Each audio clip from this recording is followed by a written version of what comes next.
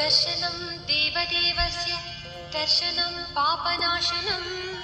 दर्शनं स्वर्गसोपानं दर्शनं मोक्षसाधनं दर्शनेन जिनेन्द्राणां साधूनां बन्धनेन च न चिरं तिष्ठति पापं छिद्रहस्ते यथोदकम् वीतरागमुखं दृष्ट्वा पद्मरागसमप्रभं नेकजन्मकृतं पापं दर्शनेन विनश्यति दर्शनं जिनसूर्यस्य संसारध्वान्तनाशनं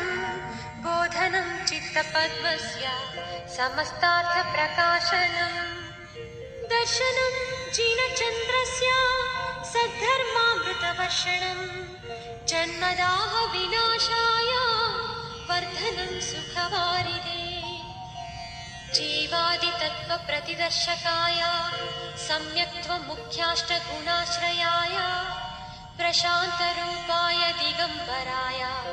देवादिदेवाय नमो जिनाय चिदानन्देकरूपाय जिनाय परमात्मने परमात्मप्रकाशाय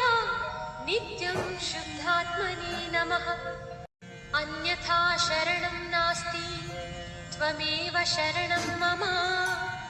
तस्मात् कारुण्यभावेन रक्ष रक्ष जिनेश्वर रक्ष रक्ष जिनेश्वर